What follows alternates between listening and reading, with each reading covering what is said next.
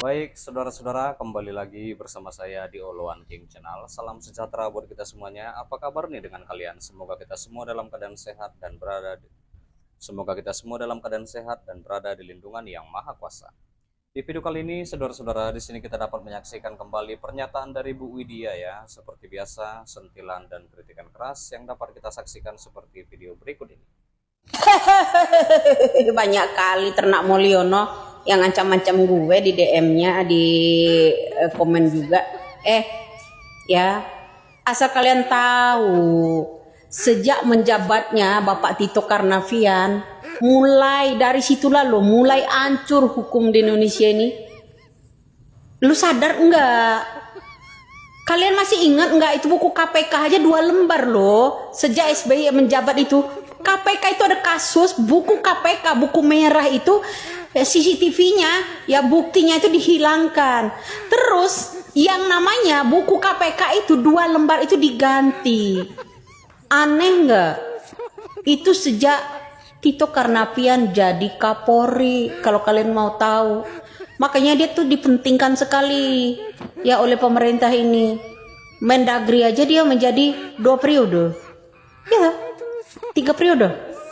Ya, 3 periode ini tetap unggul. Iya kan? Dia jadi yang namanya Mendagri. Kalian masih ingat dari mana sih jejak-jejak kehancuran hakim suap menyuap banyak rekayasa ini? Semenjak Pak Tito Karnavian itu menjabat menjadi Kapolri.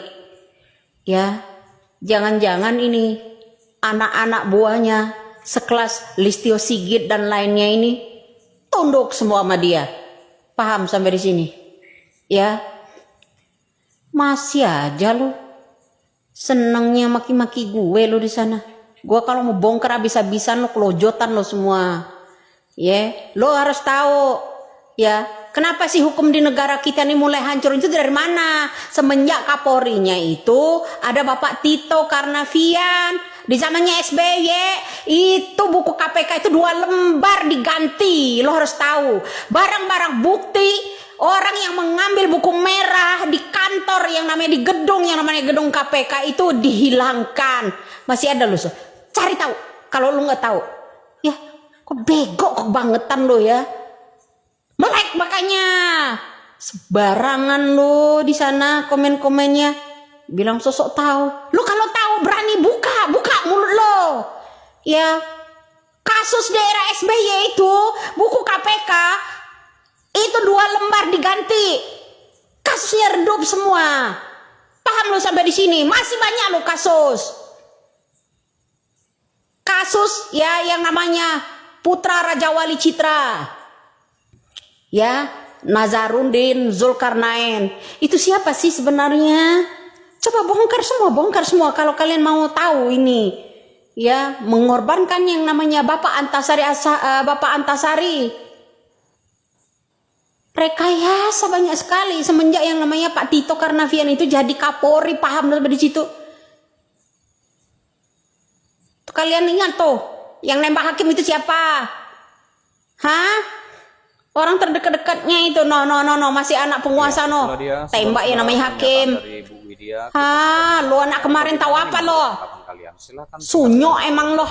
Sebentar, jangan di skip dulu. Di sini kita kembali membahas tentang di mana Prabowo on track selesaikan paradoks Indonesia, senyap dan sistematis. Di tengah gejolak global dan tantangan dalam negeri yang kompleks, gaya kepemimpinan Presiden Prabowo Subianto memang rawan dikritik. Ia tidak banyak ya saudara-saudara, tidak banyak membuat sensasi media.